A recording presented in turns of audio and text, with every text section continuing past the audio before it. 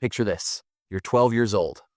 You're standing on a beach in Marseille, southern France, watching the Mediterranean stretch endlessly toward the horizon. Behind you stand thousands of other young people, some your age, some younger, some older, all filthy, exhausted, many barefoot.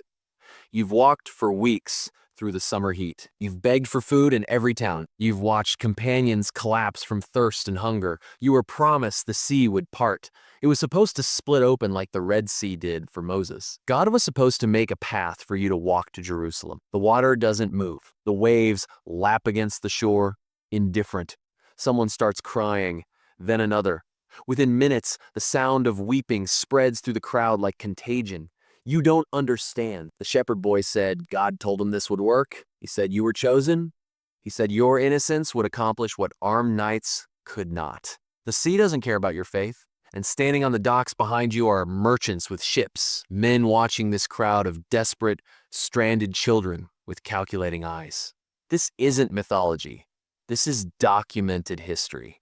The Children's Crusade of 1212 was real. And what happened next was worse than anyone imagined. Introduction. The story you've probably heard goes like this. Thousands of innocent children, inspired by visions and religious fervor, marched across Europe to free Jerusalem from Muslim control. They believed their purity would succeed where corrupt adults had failed. They were betrayed, enslaved, killed, a tragic footnote of medieval madness. That's not quite accurate. This isn't a story about naive children wandering into disaster, though many were young. This isn't a tale of simple religious delusion, though faith drove them forward. The Children's Crusade of 1212 was a complex social phenomenon that reveals how desperation, religious fervor, and political failure create movements that defy rational explanation. Start with the name itself. Contemporary medieval sources called them pueri, Latin for boys or children. But here's where modern historians split. Scholars like Peter Ratz argue that pueri in 13th century vernacular also meant poor people, peasants, the powerless. Essentially, the medieval equivalent of calling someone a bumpkin or nobody. Gary Dixon counters that while many participants were indeed poor, the chronicles specifically emphasize youth. They note parents locking children in homes to prevent them from joining. They describe leaders as 12 years old. They use phrases distinguishing these young people from adults in the movement. The truth appears to be both. Yes, many participants were children and teenagers, but mixed among them were poor adults, day laborers, desperate peasants, people society had discarded. The movement's core and its leadership, however, were demonstrably young. Over 50 medieval chronicles mention this event. Most amount to single lines. In 1212, a multitude of pueri marched toward Jerusalem. Some provide more detail, none provide complete clarity.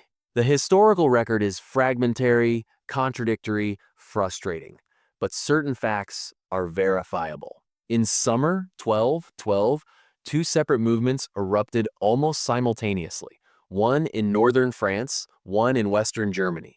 Thousands participated. Both aimed for Jerusalem. Neither was officially sanctioned by the Pope. Both ended in disaster. Few returned home. The context matters. By 1212, crusading had become synonymous with failure and corruption. The Third Crusade, 1189 to 1192, had failed to retake Jerusalem. The Fourth Crusade, 1202 to 1204, the immediate backdrop to 1212, had been an unmitigated catastrophe that never reached the Holy Land at all. Instead, Crusaders sacked Constantinople, the capital of Christian Byzantium, slaughtering fellow Christians and looting one of Christendom's greatest cities. The spiritual legitimacy of crusading itself was in crisis. Into this vacuum walked children and the desperate poor, claiming they would succeed where knights, kings, and armies had failed. Background: the world of 1212. Europe in 1212 was a landscape of rigid hierarchy, grinding poverty, and millennial anxiety. For the average peasant in northern France or the Rhineland, life was a brutal calculation of survival. Crop failures meant starvation. Disease was constant. Local lords extracted taxes and labor. The church extracted tithes and obedience. Escape was impossible legally, economically, spiritually. Crusading had always offered an exception. Take the cross. and you were under church protection. Debts were suspended. Legal penalties could be avoided. Most importantly, crusading offered salvation, a promise that dying for Christ would erase your sins and guarantee paradise. But by 1212, even this promise had curdled. The Third Crusade had been led by three kings, Philip II of France, Richard I of England, and Frederick Barbarossa of the Holy Roman Empire. Barbarossa drowned before reaching the Holy Land. Philip and Richard quarreled constantly. Jerusalem remained in Muslim hands under Saladin's successors. Then came the Fourth Crusade, which historians still debate with visceral disgust. Pope Innocent III called for it in 1198. It was supposed to strike Egypt first, then move on Jerusalem. Instead, the Crusaders ran out of money, got entangled with Venetian merchant politics, and ended up besieging Constantinople in 1204. They stormed the city, they raped, they murdered, they burned libraries and smashed religious relics. They looted so thoroughly that Venice became rich on stolen Byzantine gold. Constantinople burned for days. This was the immediate context for 1212. The crusading ideal had been defiled. The Fourth Crusade's participants were excommunicated, then quietly forgiven. Jerusalem remained lost. The Holy Land seemed further away than ever. Meanwhile, Innocent III was simultaneously preaching the Albigensian Crusade, a campaign against the Cathar heretics in southern France. This wasn't about Jerusalem at all. It was Europeans killing Europeans over theology. The crusading apparatus had become a tool of internal repression. In this atmosphere of disillusionment and desperation, a 12-year-old shepherd boy in northern France claimed Jesus Christ had appeared to him. Tactical setup Hasson. The French movement, the boy's name was Stephen, from the small town of Cloyes in the Orléans region near Chartres. Contemporary sources are frustratingly vague about him. We know he was a shepherd. We know he was approximately 12 years old. We know that in May 1212, he appeared at Saint-Denis, the royal abbey, where French kings were crowned and buried, claiming to carry letters from Jesus Christ himself, addressed to King Philip II, Augustus. The content of these letters, if they existed, is unknown. What mattered was Stephen's message. God was displeased with the corruption of adult crusaders. The poor, the young, the innocent would succeed where the powerful had failed. They would march to Jerusalem unarmed. The Mediterranean would part for them like the Red Sea for Moses. They would convert Muslims through the sheer power of their faith. This was not rational military strategy. This was eschatological theater, a performance of the end times, when God would overturn the world's hierarchies and the meek would inherit the earth. And it worked. Within weeks, thousands gathered. The chronology is uncertain, but by late May or early June, Stephen had assembled a following at Saint-Denis. Contemporary estimates put the French contingent between 15,000 and 30,000 people. Even accounting for medieval numerical exaggeration, this was massive. The chronicler of Leon describes crowds from multiple regions converging. Other sources note that parents tried to prevent children from leaving, sometimes imprisoning them, but many escaped to join the march. The demographics were mixed.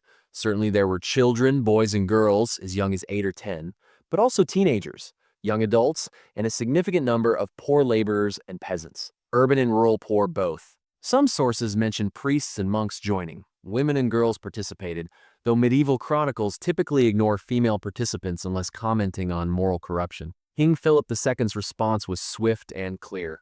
Go home. On the advice of the University of Paris and his counselors, Philip refused to receive Stephen or his letters. He ordered the crowds to disperse. The movement was not sanctioned. It had no official status. He would not support it. Many did disperse. Parents retrieved children. Local authorities broke up gatherings, but many others ignored the king's command. By late June 1212, Stephen led what remained of his following from Vendôme south toward Marseille, the Mediterranean port, where he promised the miracle would occur. The march was a disaster in slow motion. The distance from Vendôme to Marseille is over 700 kilometers. In summer heat, with no organized logistics, no supply chain, no plan beyond God will provide. They begged for food in every town. Many towns, already hostile to wandering poor, turned them away. People collapsed from exhaustion, heat stroke, dehydration. Contemporary sources mention bodies left behind on the road, yet they kept walking. This is the psychology that rational analysis struggles to capture. These weren't idiots blindly following a charlatan. These were desperate people who had been told their entire lives that faith could move mountains, that God favored the humble, that the world's power structures would be overturned by divine intervention. Crusade preaching had saturated European culture for over a century with exactly these promises. Stephen's message wasn't radical, it was the logical extreme of mainstream crusading ideology. By the time the French contingent reached Marseille, probably in late July or early August, their numbers had diminished significantly. How many arrived is unknown. What happened next is documented in multiple chronicles, though details vary. The sea did not part. Escalation. The German movement, while the French marched south, a parallel movement erupted in Germany. Its leader was Nicholas of Cologne, about whom even less is known than Stephen. Medieval sources don't give his age. He's described simply as a youth. He may have been a teenager. He carried a Tau cross T-shaped as his symbol and claimed angelic visions instructing him to lead a crusade. The German movement seems to have begun slightly later than the French, possibly in June or early July 1212. It's possible that news of Stephen's movement sparked Nicholas's, or that both were independent responses to the same cultural anxieties. Some historians suggest French Pueri, who had dispersed, traveled east and joined German crowds. The movements may have cross-pollinated. What's documented is that by mid-July 1212, Nicholas had assembled thousands of followers in Cologne. On July 25, they were recorded at Speyer in southwestern Germany. From there, Nicholas announced they would march to Italy, where God would provide ships to carry them to the Holy Land. Note the difference. Nicholas didn't promise the sea would part. He expected ships. This suggests either different theological assumptions or more practical thinking, though the destination was the same Jerusalem, where they would liberate the Holy Land through peaceful conversion of Muslims. The German route was brutally punishing. From Speyer, Nicholas led his followers south into the Alps. This wasn't the cautious path a modern hiker would take. These were thousands of young people and poor laborers climbing mountain passes in summer, which meant snowmelt, rock slides, swollen rivers, and still frozen high passes. They took two main routes. Some went through the Street Bernard Pass, others through the Mont Cenis Pass. Both routes peak above 2,000 meters elevation. Both involve days of climbing with inadequate clothing, no proper shoes, minimal food. Mountain weather in the Alps is treacherous. Even in summer, sudden storms, temperature drops, fog that disorients. People died. How many is unknowable, but multiple chronicles mention bodies left behind in the mountains. Cold killed some. Falls killed others. Altitude sickness, though not understood in medieval terms, certainly affected people. Those who survived the crossing descended into northern Italy, exhausted, starving, and desperate. By August, the German contingent reached Piacenza, then continued to Genoa. The chronicles record approximately 7,000 arrivals in Genoa, a number specific enough to suggest actual record-keeping. If 7,000 arrived, how many started from Cologne? 10,000? 15,000? More?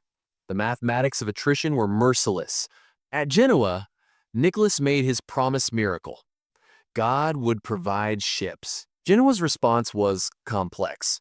The city's authorities didn't massacre them or immediately enslave them. Sources suggest Genoese officials were a mixture of sympathetic, horrified, and pragmatic. Some families apparently took in children, offering them work.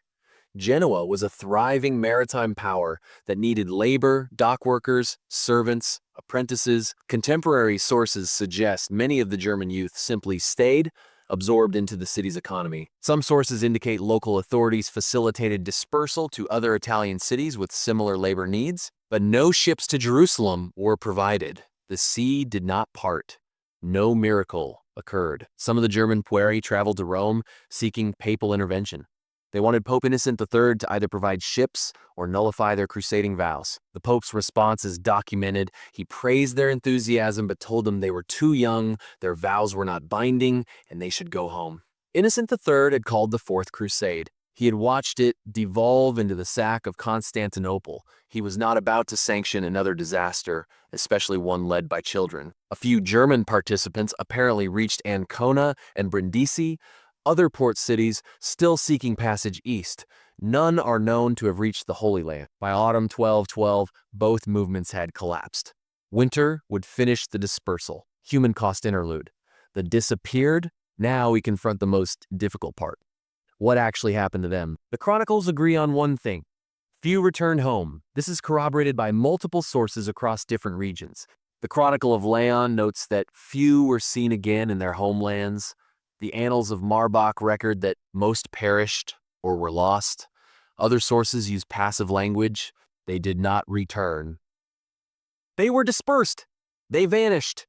The famous slavery narrative that merchants named Hugh the Iron and William the Pig offered ships, then betrayed the children and sold them to Muslim slave traders, appears in later sources but is historically problematic. The story claims 7 ships set sail from Marseille, 2 sank in a storm near Sardinia, and the other 5 reached North Africa where all passengers were sold into slavery. This narrative has novelistic completeness, suspicious in medieval sources.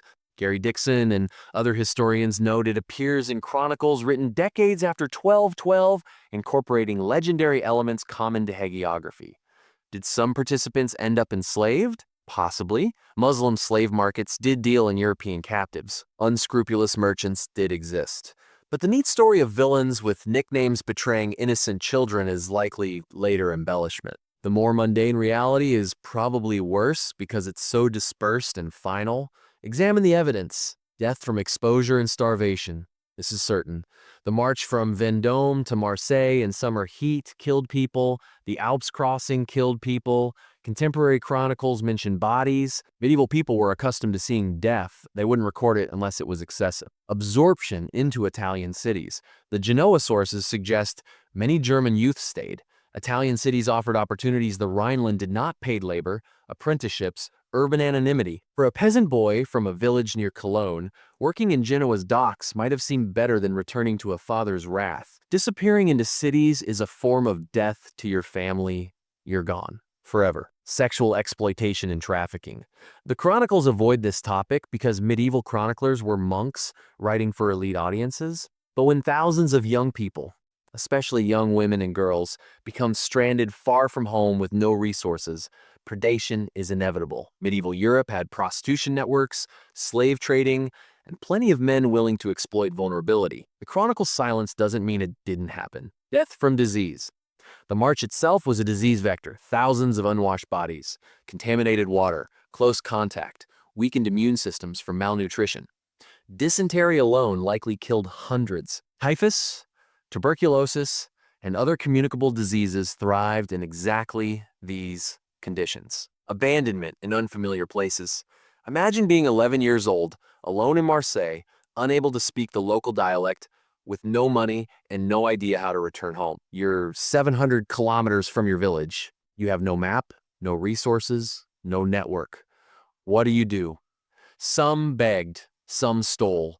Some died of exposure in winter. Some were taken in by sympathetic strangers. Some disappeared into the underclass, their stories unrecorded. The psychological toll is unrecordable but imaginable. These young people had been promised miracles. They had believed God had chosen them. When the sea didn't part, when no ships came, when the Pope himself told them to go home, what happened to their faith? Chronicles written by monks avoid such questions. But the crisis must have been devastating. Some returned home in shame. Others couldn't face the humiliation. Some probably wandered for years, unmoored from their communities and identities. Return routes were deadly in their own right. Walking 700 kilometers home in autumn and winter, with even less support than the outbound journey, killed more. Local authorities, now hostile to returning crusaders, offered no help. Families, shamed by their children's participation, sometimes refused to take them back. One chronicle notes that the following spring, 1213, a few stragglers were seen returning to the Rhineland. A few, out of thousands. Tactical breakdown #2. Why it happened. Rational analysis asks, why did parents let this happen?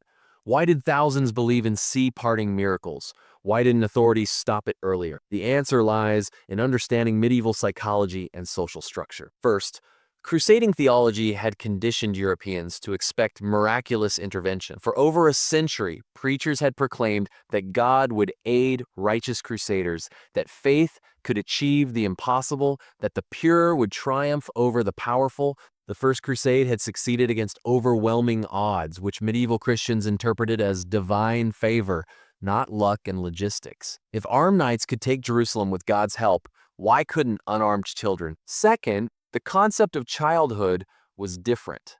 Modern notions of childhood as a protected phase of innocence didn't exist. Children worked. They contributed economically. They were legally competent to take religious vows at age 7. A 12-year-old shepherd was responsible enough to manage livestock worth substantial sums. The idea that such a person was too young for religious action wasn't obvious to medieval parents. Third, the movement had initial religious legitimacy. Stephen appeared at Saint-Denis, one of France's holiest sites. Nicholas carried a cross and invoked divine visions. Medieval culture took such claims seriously. Religious enthusiasm was valued. Miracles were considered real. When your son says Jesus spoke to him, you don't immediately dismiss it as delusion. You consult your priest, your community, maybe even hope it's true. Fourth, social desperation made the movement attractive. For poor peasants, life was grinding subsistence. Participating in a crusade, even an unsanctioned one, offered meaning, purpose, potential salvation. Even if the odds were low, even if the promise seemed miraculous, what did they have to lose? Life at home was barely life at all. Fifth, authority was fragmented. Philip II ordered dispersal, but he couldn't enforce it everywhere. Medieval kings didn't have police forces or bureaucracies that could stop a diffuse movement. By the time local authorities realized how large the French contingent was, thousands were already on the road. German authorities faced the same problem. Nicholas's movement was decentralized gathering in Cologne, dispersing across multiple routes. No single authority could shut it down. Sixth, the movements unfolded quickly. From Stephen's appearance in May to the collapse in Marseille was perhaps 3 months. The German movement was similar. Medieval communication was slow. By the time news reached Rome or Paris, events were already underway.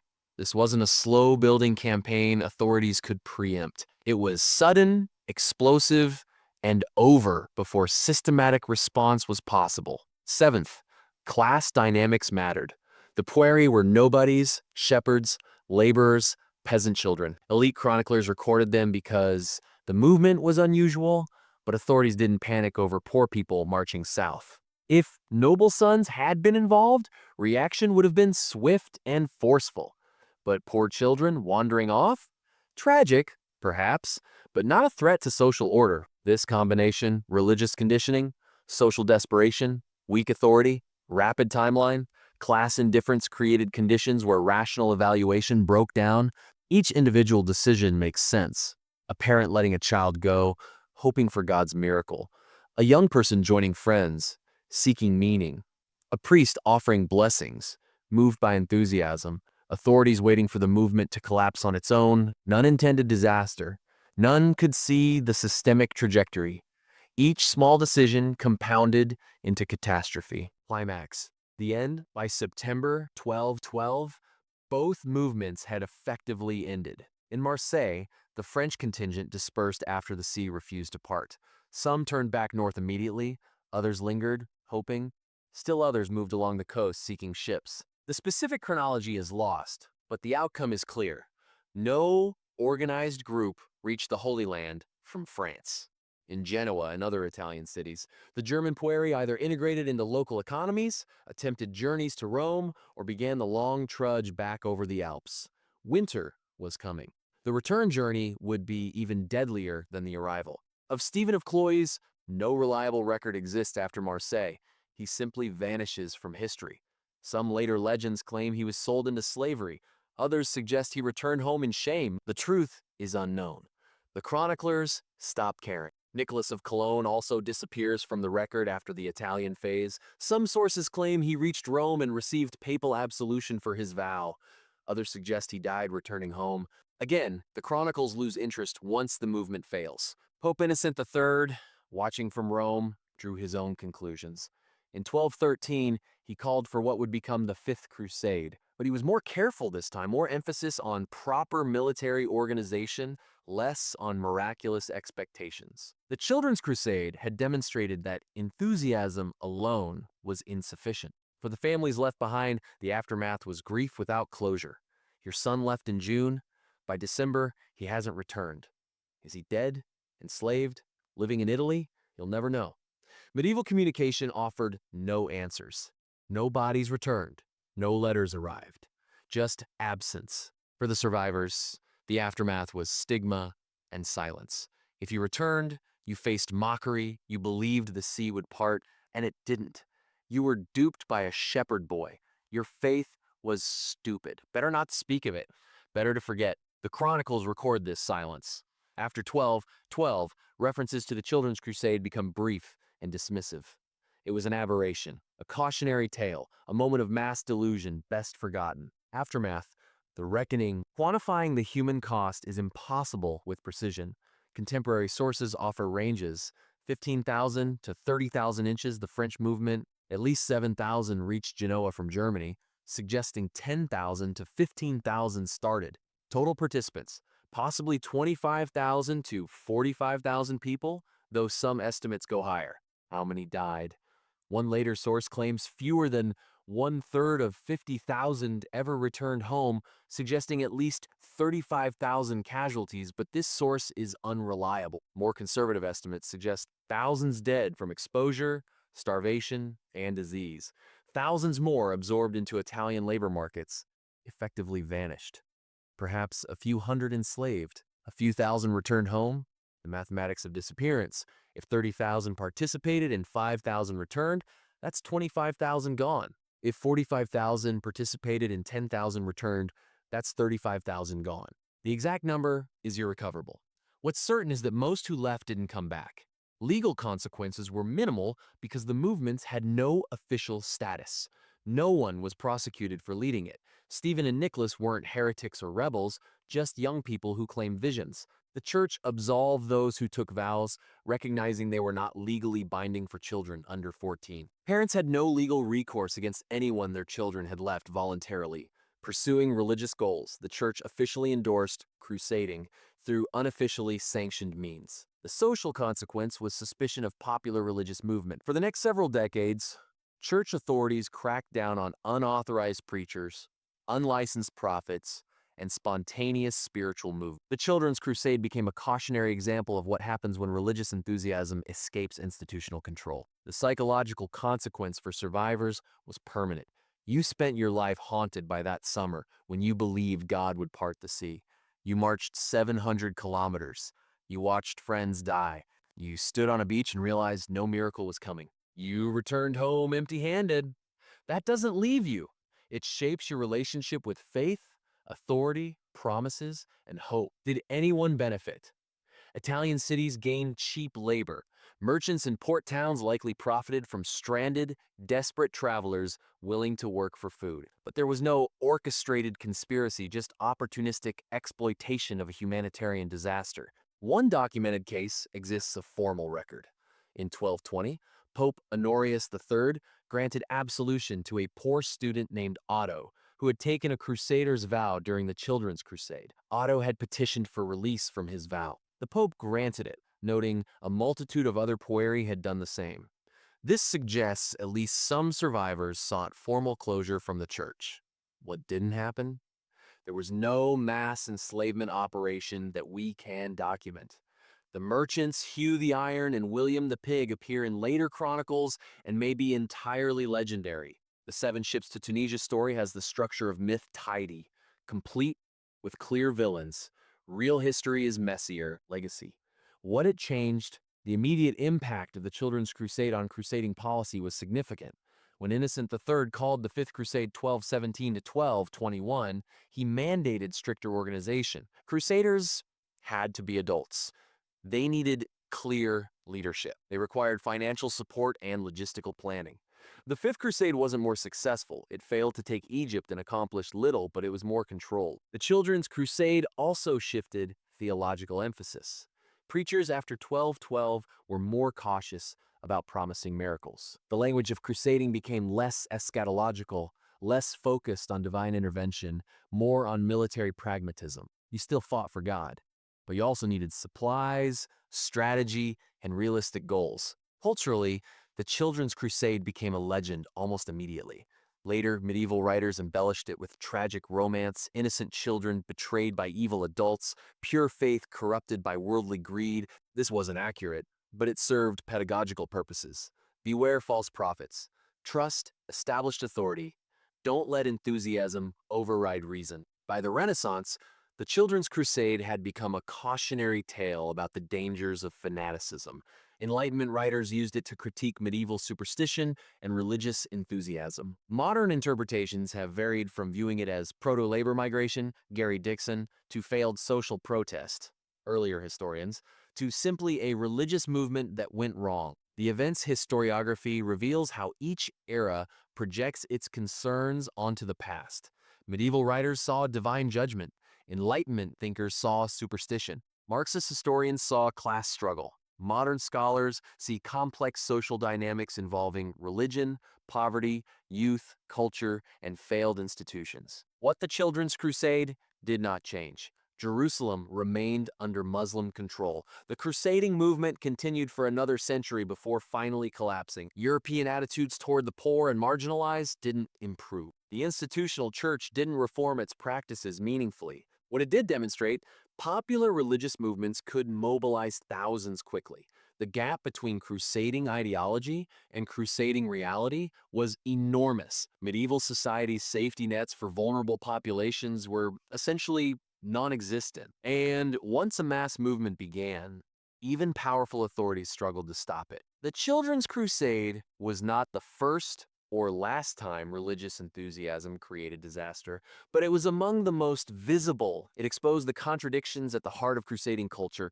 If faith really could achieve the impossible, why did it keep failing? If God truly favored the righteous, why did armed knights and innocent children both end up defeated? These questions haunted European Christianity for the rest of the medieval period. Outro. The question we avoid, here's what makes the Children's Crusade so uncomfortable. Everyone involved was doing what they believed was right. Stephen of Cloyes wasn't a charlatan by all accounts. He believed his visions. Nicholas of Cologne wasn't a manipulator. He led from the front, crossing the Alps himself. The parents who let children go weren't negligent. They believed in miracles because their church had taught them to. The authorities who failed to stop it weren't incompetent. They were managing impossible situations with limited tools. Even the merchants who may have exploited stranded teenagers were operating within the brutal economic logic of medieval society. No one set out to kill thousands of young people. Everyone thought they were pursuing God's will, or at least doing the best they could. The disaster emerged from the interactions of belief systems, social structures, economic desperation, and human psychology, none individually evil, all collectively catastrophic. Which raises the question we still face. How many of our own social movements, driven by moral certainty and righteous enthusiasm, are heading toward beaches where the sea will not part? The Children's Crusade doesn't offer easy lessons. It doesn't reduce to religion is bad, or enthusiasm is dangerous, or always trust authority. It's more troubling than that. It suggests that sincerity, faith, and good intentions can create hell. That rational people can participate in irrational movements. That systems can fail even when everyone follows the rules. In 1212, thousands of young people marched toward Jerusalem. They believed, they had faith, they were promised miracles. The sea did not part. Most never came home. And we still don't entirely understand why.